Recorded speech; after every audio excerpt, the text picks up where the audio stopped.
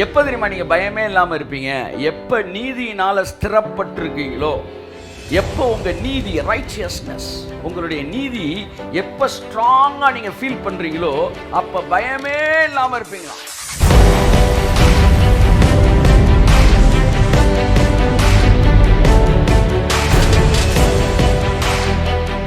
இந்த தேவ நீதி இருக்கு. ஆனா தேவ நீதி இருக்குன்னு சொல்றது வேற, நீதியில ஸ்திரப்படுவது வேறு. அப்படின்னா என்ன? எஸ்டாப்ளிஷ், ஸ்ட்ராங்கா இருக்கிறது வேறு. அதனால தூங்கிட்டு இருக்கும் எழுப்பினவன், ஐயா புயலா அமைதியா இரு, ஜபமே பண்ணாம, ஐயா செத்து பிடிச்சு பிள்ளை சாகலப்பா தூங்கிட்டு இருக்கு, ஐயா 4 நாள் ஆச்சு நாருமே பெறடா கல்ற.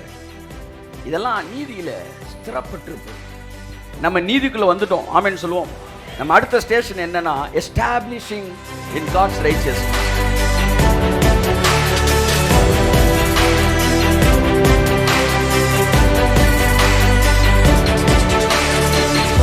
நீங்கள் நீதியினால் ஸ்திரப்படும் போது, தேவ நீதியினால் ஸ்திரப்படும் போது பயமில்லாதிருப்பீர்கள், கொடுமைக்கு தூரமாவீர்கள், திகில் உங்களை அணுகாது, அதற்கு நீங்கள் தூரமாயிருப்பீர்கள். உங்கள் வாழ்க்கை பயமே இல்லாத வாழ்க்கையா இருக்கும். You will have nothing to worry. You will have nothing to fear. That is what establishing in God's righteousness. ஒரு வசனத்தை நாம் வாசித்து தேவனுடைய வார்த்தையை பரிசுத்த ஆவியானவரின் உதவியோடு கூட நாம் தியானிப்போம். ஏசாயா 54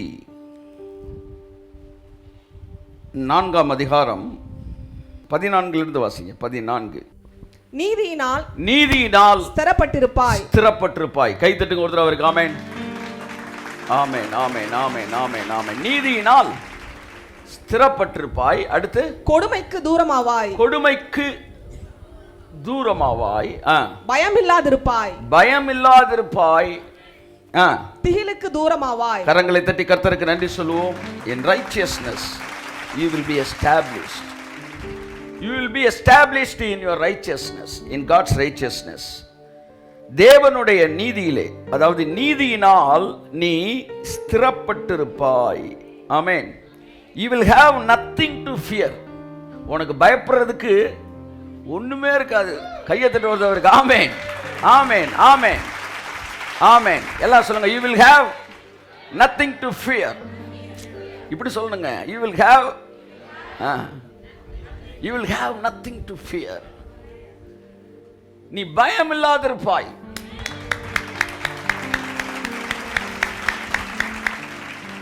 கொடுமைக்கு தூரமாவாய். அடுத்து திகிலுக்கு தூரமாவாய். கொடுமைக்கு தூரமாவாய். அடுத்து திகில், பயமில்லாதிருப்பாய். அடுத்து அது உன்னை அணுகுவதில்லை. ஃபுல்லா வாசிமா வசனத்தை. நீ நீதியினால் ஸ்திரப்பட்டிருப்பாய். கொடுமைக்கு தூரமாவாய். பயமே இல்லாமல் இருப்பாய். திகிலுக்கு தூரமாவாய். பயத்துக்கு நீ தூரம் ஆயிடுவியாம். தேவனுடைய ராஜ்யம்னா என்ன தெரியுமா? பயமே இல்லாம வாழ்ற ராஜ்யம். ஆமென். கரங்களை தட்டி கர்த்தருக்கு நன்றி சொல்லுவோம். பயம் இல்லாதிருப்பாய். வியாதியை பத்தி பயம், பிள்ளைகளை பத்தி பயம். முந்தின வசனம் சொல்லுது, உன் பிள்ளைகளின் சமாதானம் பெரிதாயிருக்கும். ஆமென். உன் பிள்ளைகள் கர்த்தரால் போதிக்கப்பட்டு, கர்த்தர் போதிப்பாராம். வீட்டில் நீங்க போதிக்கிறீங்க, வெளியில போகும்போது அவனுடைய ஃப்ரெண்ட்ஸ் எல்லாம் வந்து இப்படிப்பா அப்படிப்பா வாப்பா ஒரு படத்துக்கு போகும்போது கர்த்தர் சொல்லுவார், வேண்டாண்டா, உன் பிள்ளைகள் கர்த்தரால் போதிக்கப்பட்டிருப்பார்கள். உன் பிள்ளைகளின் சமாதானம் பெரிதாக இருக்கும். தேவனுடைய ராஜ்யத்தில் எவ்வளவு ஆசீர்வாதம் இருக்கு பாருங்க. ஆமென், ஆமென். போன ஜெனரேஷன் பிள்ளைகளோட போராடினாய், நிறைய பாஸ்டர் மாதிரி போராடி இருக்கிறாங்க. ஆனால் நான் சொல்றேன், என் லைஃப்ல அது நடக்காது. என் பிள்ளைகள் கர்த்தரால் போதிக்கப்பட்டிருப்பார்கள். கை தட்டுங்க. ஆமென், ஆமென், ஆமென். என் பிள்ளைகள் கர்த்தரால் போதிக்கப்பட்டிருப்பார்கள். என் பிள்ளைகளின் சமாதானம் பெரிதாக இருக்கும். ஆமென். நீங்க ஒன்றும் பயப்படாதீங்க. உங்க லைஃப் இப்படி இருக்கே, பையன் லைஃப் அப்படித்தான், அப்படிலாம் கிடையாது. யாக்கோபு பெரிய எத்தன், ஆனா அவனுக்கு பிறந்தவன் யோசிப்பான். கையை தட்டுவாங்க. ஆச்சா, அதான் நீங்க சேட்டைக்காரனா இருந்தீங்கன்றதுனால உங்க பிள்ளை சேட்டைக்காரனா இருப்பான் என்கிற சத்தியம் இங்க என்ன செய்கிறது? அடிபடுகிறது.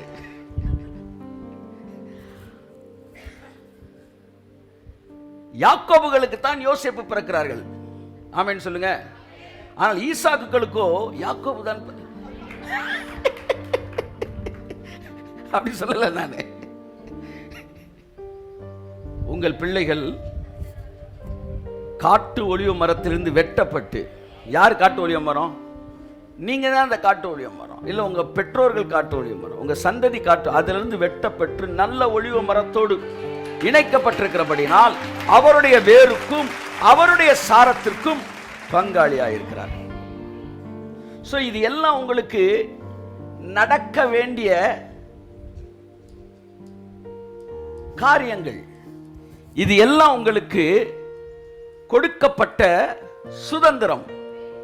இது எல்லாம் உங்களுடைய சொத்து பத்திரத்தின் வரிகள், உங்களுடைய பத்திரத்தில் எழுதப்பட்டிருக்கிற வரிகள். 20 சென்ட் உங்களுக்கு இருக்குன்னு சொல்லும் போது, அந்த நிலத்தை கண்டுபிடிச்ச பிறகு, அந்த பத்திரத்தை கண்டுபிடிச்ச பிறகு 10 சென்ட் தான் தருவேன் அப்படின்னு ஒருத்தர் சொன்னார்னா, ஏதோ கிடைச்ச வரைக்கும் போதும் சார் அப்படின்னு நீங்க சொல்லுவீங்களா? ஒரு கோடிக்கணக்கான பெருமானம் உள்ள நிலம், ஒரு அண்ணன் தம்பி 5 பேரும் பாவம் வந்து கையில காசு இல்லாம ஒரு 5 பேர் அவன் வேலை பார்த்து வந்து 20,000 10,000 சம்பாதிச்சுக்கிட்டு இருக்கிற ஒரு வாழ்க்கையில் இருந்துகிட்டு இருக்கும்போது திடீர்னு ஒரு 20 கோடி ரூபா சொத்து கண்டுபிடிச்சிட்டாங்க சார்.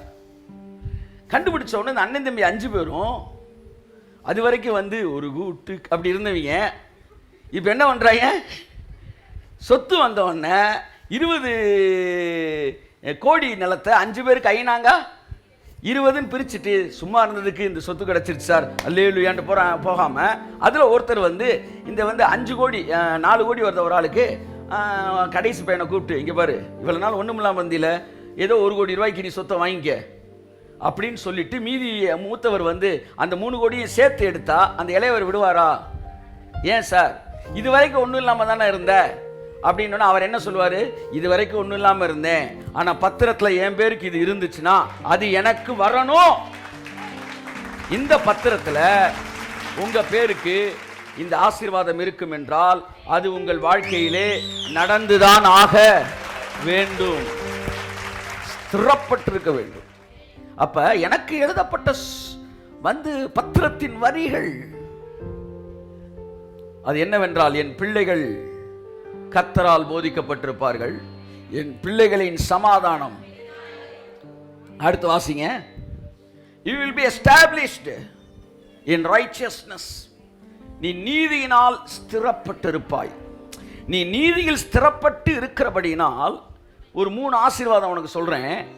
நீ கொடுமைக்கு தூரமாவாய், பயமில்லாதிருப்பாய், திகிலுக்கு தூரமாவாய், அது உன்னை அணுகுவது.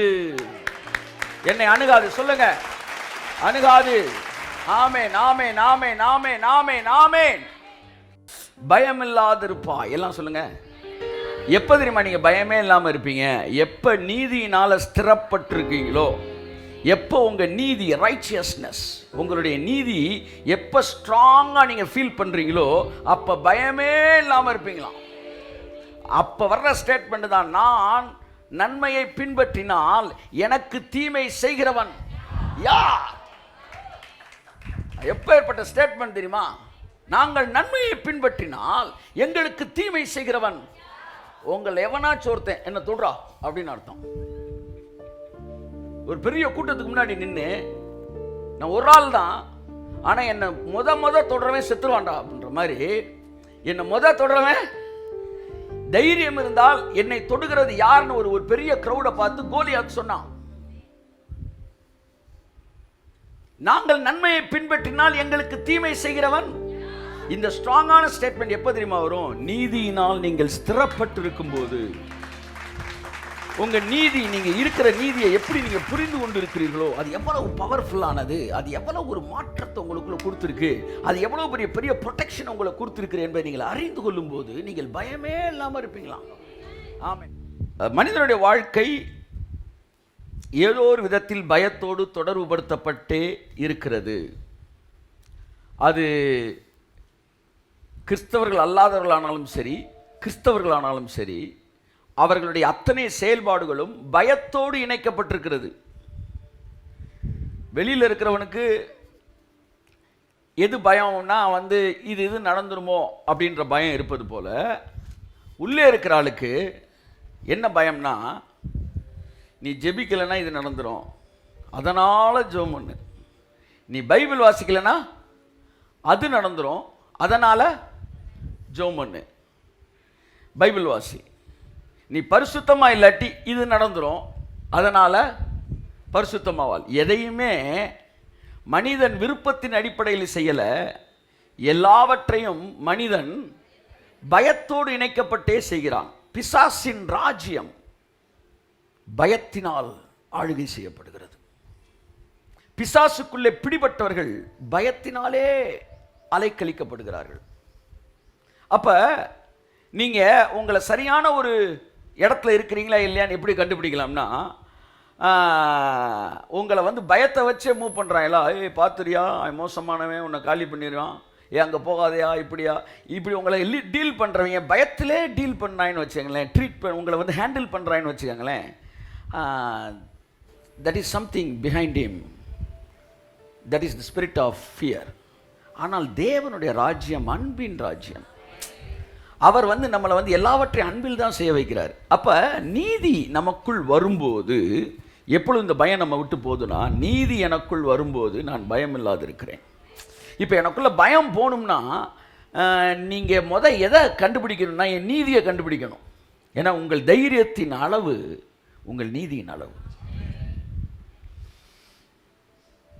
எனக்கு ஒரு வசனம் தெரியும், உனக்கு விரோதமாய் உருவாக்கப்படும் எந்த ஆயுதமும் வாய்க்காது போகும், இது என்னுடைய ஊழியக்காரனின் சுதந்திரமும் என்னால் உண்டான அவர்களுடைய நீதியுமாய் இருக்கிறது. This is a special righteousness. இது மேன் ஆஃப் காடுக்கான ஸ்பெஷல் நீதி.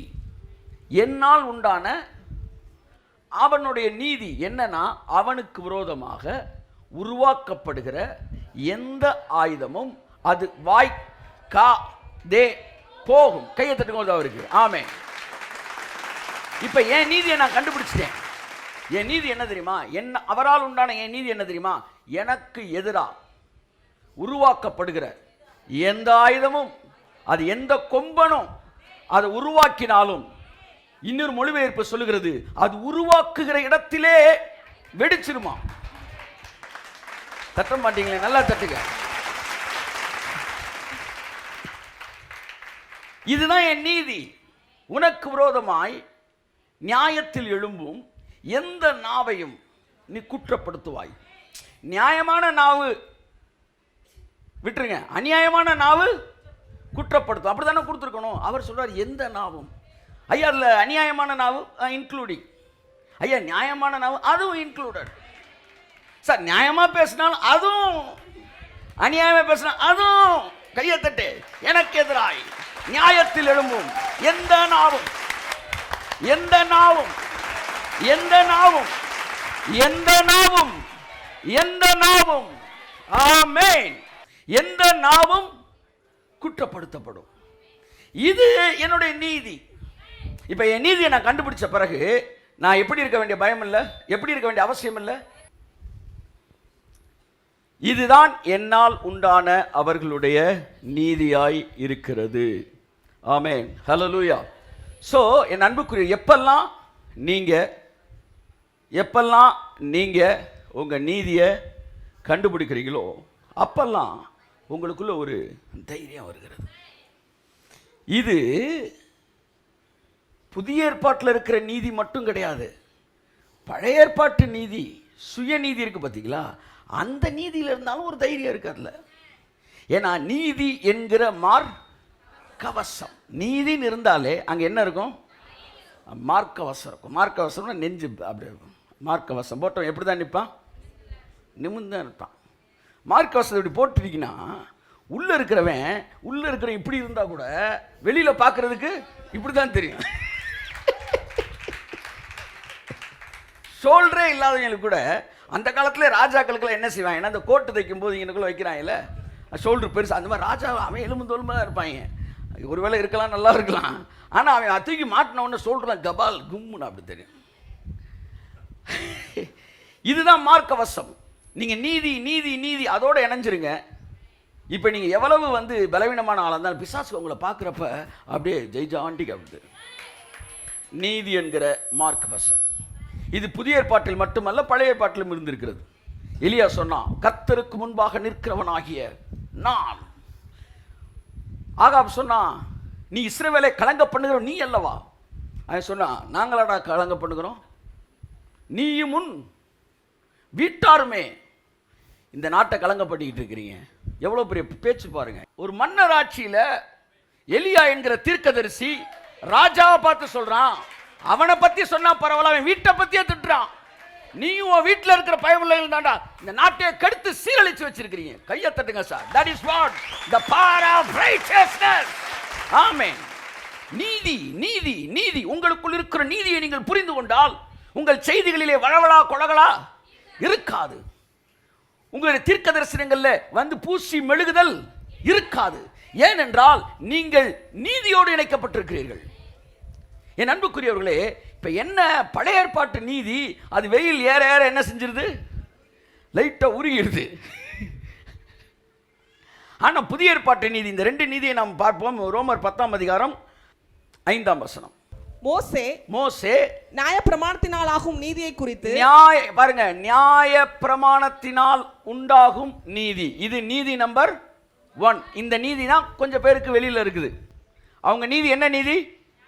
நியாயப்பிரமாணத்தின் சொல்லுங்க கிரியைகளை கை கொள்ளுகிறதினால் அவங்களுக்கு ஒரு தைரியம் வரும். இன்னைக்கு காலையில் ஜெபிச்சிட்டோம்யா, ஒரு வாரம் பொய் சொல்லலையா, நாங்கள் 3 நாளாக பரிசுத்தமாக வாழ்ந்துட்டேயா. அதனால தான் இந்த மாதிரி உபவாச கூட்டம் முடிச்சுட்டு வரும்போது பார்த்தீங்கன்னா இப்படி வருவாங்க, ஜங்கர ஜங்க செங்க. என்னன்னா இப்போ அவங்களுக்குள்ள ஒரு நீதி வந்திருக்கு. இது என்ன நீதி?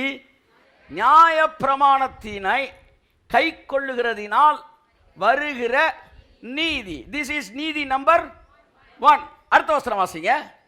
விசுவாசத்தினால் ஆகும் நீதியானது. கையத்தட்டு. திஸ் இஸ் நீதி நம்பர் 2. இந்த நீதி நியாயப்பிரமாணத்தின் கிரியைகளை கை கொள்ளுகிறதினால் வருகிற நீதி அல்ல. இந்த நீதி இயேசு எனக்காய் எல்லாவற்றையும் சிலுவையிலே செய்து முடித்தார் என்று விசுவாசிக்கிறதினால் வருகிற நீதி. இந்த ரெண்டு நீதிக்கும் பைபிள் வேற வேற பேர் சொல்லுது. ஒன்று, நியாயப்பிரமாணத்தின் கிரியைகளை செய்யும் போது அந்த நீதிக்கு பேர் சுய நீதி. ஒருத்தர் கூட செய்வார், ஒருத்தர் குறைச்சி செய்வார். அதனால் ஒருத்தருக்கு நீதி கூட இருக்கும், ஒருத்தருக்கு குறைச்சிருக்கும். இந்த நீதிக்கு பேர் சுயநீதி. அது எங்கே இருக்குது? 3ஆம் வசனம் வாசிங்க. 2வது நீதி, இயேசு எனக்கு சிலுவையிலே என்னுடைய பாவங்களை எல்லாம் சுமந்து விட்டபடியினால் இப்பொழுது என்னிடத்தில் பாவம் என்று ஒன்று இல்லை. என்னுடைய அக்கிரமங்களை அவர் சுமந்து கொண்டபடியினால் என்னிடத்தில் அக்கிரமம் என்று ஒன்று இல்லை. ஒன்று பாவம் அவற்றை இருந்துச்சுன்னா என்கிட்ட இல்லைன்னு அர்த்தம். ஒன்று ஏன்ட்ட இருந்துச்சுன்னா சிலுவையில் அவற்றை போலன்னு அர்த்தம். சிலுவையில் அவற்றை போனது உண்மைன்னா இப்போ என்கிட்ட பாவம் இல்லை. எல்லாம் சொல்லுங்க ஆமென் சொல்லுவோம். எல்லாம் சொல்லுங்க. சிலுவையிலே இயேசு பாவத்தை சுமந்தார். எத்தனை பேர் இந்த வார்த்தை உண்மை என்று விசுவாசிக்கிறீர்கள்? ஆமென் சொல்லுங்க. எல்லாரும் கை தூக்கி ஆமென் சொல்லுங்க. இயேசு சிலுவையிலே பாவத்தை சுமந்து தீர்த்தார் என்பது உண்மை என்றால் என்னிடத்தில் பாவம் இல்லை என்பது உண்மையாயிருக்கிறது. பிரச்சனை என்னன்னா, வெளியில் இருக்கிறவன்ட்ட கேளுங்க, அவன் என்ன சொல்லுவான்? இயேசு சிலுவையில் பாவத்தை சுமந்துட்டார், ஆனாலும் நான் பாவி. இப்போ எனக்கு ஒரே குழப்பமா இருக்கு. உன் பில்லை கட்டிட்டார் ஒருத்தர், ஆனாலும் நீ என்ன செய்கிற? பில்லு கட்டலை, ஃபீஸ் கட்டலைன்ற. ஏதாச்சும் ஒன்று தான் உண்மையாக இருக்கணும். நீ பாவி என்பது உண்மை என்றால் இயேசு சிலுவையிலே சுமந்தார் என்பது பொய். நாளையிலிருந்து அப்படி பிரசங்கம் பண்ணாத. நாம் எல்லோரும் பாவிகளாக இருக்கிறோம். இயேசு தான் அறகுறையா வேலையை பார்த்துட்டு போயிட்டாரு. நீ பாவின்னு ஒருத்தன் பேசுனா அடுத்து என்ன செய்யணும்? இயேசு சிலுவையில் பாவத்தை சுமக்கலன்னு பேசணும். இல்ல இயேசு பாவத்தை சுமந்தான்னு பேசினா நம்ம எல்லாம் நீதிமான்னு பேசு.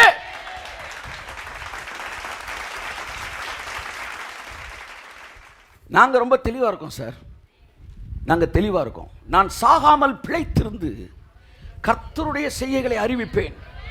தாவீது சொன்னா நான் உயிரோடு இருந்து கர்த்தர் செஞ்சதை சொல்லிக்கிட்டே இருப்பேன்டான்னா.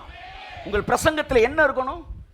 கர்த்தருடைய செய்கைகளை அறிவிக்க வேண்டும். வார வாரம் என்ன பிரசங்கம் பண்ணிக்கிட்டு இருக்கிறோம்? அவர் என்ன செஞ்சாரு, அவர் என்ன செஞ்சாரு, அவர் என்ன செஞ்சார், கர்த்தர் என்ன செய்தார் என்பதை பிரசங்கிப்பது தான் பிரசங்கம். இன்னைக்கு நீங்க கண்ணை மூடிட்டு ஏதாச்சும் யூடியூப்ல போய் ஒரு பிரசங்கத்தை ஆன் பண்ணுங்க, நீ என்ன செய்ய வேண்டும் அப்படி ஒருத்தர் பிரசங்கம் பண்ணிக்கிட்டு இருந்தாருன்னா அவர் கர்த்தரின் செய்கைகளை பிரசங்கம் பண்ணலை. எப்போ பார்த்தாலும் மனுஷன் என்ன செய்யணும், மனுஷன் என்ன செய்யணும், மனுஷன் என்ன செய்யணும் பிரசங்கித்தால் அது நியாயப்பிரமாணத்தின் பிரசங்கம். சுவிசேஷம் என்பது என்னவென்றால் நீங்கள் செய்ய வேண்டியதை உங்களுக்கு பதிலாக இயேசு செய்த அந்த செய்கைகளை பிரசங்கிப்பதுதான் சுவிசேஷ பிரசங்கம். ஆமென் சொல்லுவோம். ஆகவே ஒன்றை நீங்கள் புரிந்து கொள்ள வேண்டும். இயேசு சிலுவையிலே பாவத்தை சுமந்தார் என்றால் உங்க மனசுல இப்ப நீங்க நீதிமான்றதை நீங்க நல்லா புரிஞ்சுக்கணும். என்னால உணர முடியல, நீ உணர முடியாட்டினாலும் நீ நீதிமான் தான். எனக்கு அப்படி உணர்ச்சி இல்லை ஆனாலும் நீ நீதிமான் தான். ஆமென் சொல்லுங்க. நீங்கள் எதை உணர்கிறீர்களோ அது நீங்கள் அல்ல. நீங்கள் யார் என்று பைபிள் சொல்லுகிறதோ அதுதான் நீங்கள். உணராவிட்டால் நீதிமான் தான், உணர்ந்தால் அதை நீ அனுபவிச்சுக்கிற, அவ்வளவுதான். புரியுதா உங்களுக்கு? நீங்கள் நீதிமான் என்பதை உணராவிட்டால் நீங்கள் நீதிமான் தான்.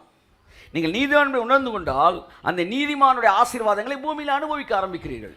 ஆமென் சொல்லுவோம். சத்தியத்தை அறியுங்கள், சத்தியம் உங்களை எல்லா பயத்திலிருந்தும் விடுதலையாக்கும். சத்தியம் என்ன சொல்லுகிறது? நான் எதை உணர்கிறேனோ அது உண்மை அல்ல.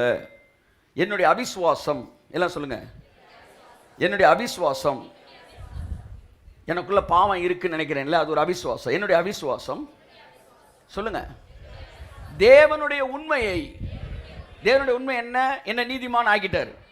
என்னுடைய அவிசுவாசம் தேவனுடைய உண்மையை அவமாக்க மாட்டாது. அந்த உண்மையை என்னுடைய அவிசுவாசம் மாற்ற முடியாதான். நீங்க அவிசுவாசமே பட்டாலும் தேவன் செஞ்சு வச்ச சத்தியத்தை அதை மாற்ற முடியாது. ஆமென், ஆமென், ஆமென். அதனால முதலாவது நீங்கள் நீதிமான் ஆவதை தடுப்பதற்கு பிசாசு முயற்சி எடுப்பான். அதை மீறி நீங்கள் இயேசு ஏற்றுக்கொண்டீங்கன்னா நீதிமான் ஆயிடுவீங்களா? இப்போ இந்த நீதிமான் ஆனதை என்ஜாய் பண்ண விடாமல் அவன் தடுக்க பார்ப்பான். இந்த செக்கு மாடை கழட்டி விட்ட பிறகு அது எப்படி தான் செய்யும்? சுற்றிக்கிட்டே வருது. ஏன்னா அந்த மாட்டுக்கு மைண்டில் ஒரு தாட் என்னன்னா, நம்மளை ஒன்று கட்டியே வச்சிருக்கிறாங்க. இப்போ மாட்டுக்கு தேவை விடுதலை அல்ல, மாட்டுக்கு தேவை அறிவு. என்ன அறிவு? நீ ஏற்கனவே விடுதலை ஆகிவிட்டாய். ரெண்டில் ஒன்று உண்மையாக இருக்க வேண்டும். எப்பொழுதெல்லாம் நீங்கள் பாவி என்று உணர்கிறீர்களோ அப்பொழுதெல்லாம் சிலுவையில் அறையப்பட்ட இயேசுவை பாருங்கள். அங்கே அவர் சுமந்து கொண்டிருக்கிற பாவம் அவருடைய பாவம் அல்ல, அது என்னுடைய பாவமாக இருக்கிறது என்பதை நான் புரிந்து கொள்ளும் போது இப்போ எனக்குள்ள ஒரு நீதி வருது. அது என்ன நீதினா, என் பாவம் அங்கே போனனால அவர் நீதி எனக்குள்ள வந்துச்சு. இந்த நீதி ஏன் நீதி இல்லை, இந்த நீதி தேவ நீதி. இன்றைக்கு ஒன்றை செய்து முடித்து விட்டேன் என்று சொல்லி அதன் மூலம் தைரியமாய் ஒருத்தன் இருப்பான்னா அது நீதிக்கு பேர் என்ன? சுயநீதி. அந்த சுயநீதியில் அவன் தைரியமா இருக்கிறான். இப்போ நான் தேவன் செஞ்சு முடிச்சனால நீதிமான்னு சொல்றேன். இப்போ என் மேல இருக்கிற நீதி தேவ நீதி. இப்போ நான் எப்படி இருக்கணும் அவனை விட? இந்த ரெண்டு நீதி பேரை வந்து பைபிள் தெளிவா சொல்ற. அந்த 3ஆம் வசனம் வாசி. எப்படி என்றால் அவர்கள் தேவ நீதியை அறியாமல் தங்கள் சுய நீதியை நிலைநிறுத்த தேடுகிறபடியினால் தேவ நீதிக்கு கீழ்ப்படியாதிருக்கிறார்கள். ரொம்ப தெளிவா இருக்கு பாருங்க சார். அவர்கள் தேவன் செய்து முடித்து அதனால் எனக்கு வருகிற அந்த தேவ நீதியை அறியாமல் சுயநீதியை, நான் எப்பேற்பட்ட ஆளு, நான் வந்து பெரிய தியாகி, நான் தியாகசீலன், நான் வந்து ஒரு கலரை கூட ஒரு கூல்ட்ரிங்க்ஸை கூட நான் ஏர்போர்ட்டுக்குள்ளே குடிக்க மாட்டேன், ஏன்னா காசு கூட, அதனால நான் வந்து வெளியில் போய் தான் குடிப்பேன், அப்புறம் குடிச்சிட்டு வயிற்ற கலக்குதுன்னு சொல்லிட்டு ஒரு 50 ரூபாய்க்கு ஆசைப்பட்டு 500 ரூபாய்க்கு டாக்டர் கொடுப்பேன். என்னடா பேசிக்கிட்டு இருக்கிற நீ? சுயநீதி. சுயநீதி. எங்கே கிறிஸ்து ஒதுக்கப்பட்டு ஊழியன் மையப்படுத்தப்படுகிறானோ அங்கே இயேசுவின் மகிமை திருடப்படுகிறது. அங்கே மனிதன் போற்றப்படுகிறான். தியாகத்தின் அடிப்படையில் தேவன் ஒருவனை ஆசீர்வதிக்க வேண்டும் என்றால், இயேசுவை தவிர தியாகத்தின் அடிப்படையில் தேவன் ஒரு கூட்டத்தை ஆசீர்வதிக்க வேண்டும் என்றால், இந்தியாவிலே ஆசீர்வதிக்கப்படுவதற்கு தகுதியானவர்கள் கங்கையின் அருகிலே திரிகிற அகோரிகள் மாத்திரம்தான். அப்ப அவங்கெல்லாம் தேவன் ஆசீர்வதிச்சிட்டாரா? இல்லையே. இதிலிருந்து என்ன தெரியுது? தேவன் தியாகத்தின் அடிப்படையில் எவனையும் ஆசீர்வதிக்கிற தேவன் அல்ல. விசுவாசத்தின் அடிப்படையில் தன்னை நம்புகிறவனை ஆசீர்வதிக்கிற தேவனாய் அவர் இருக்கிறார்.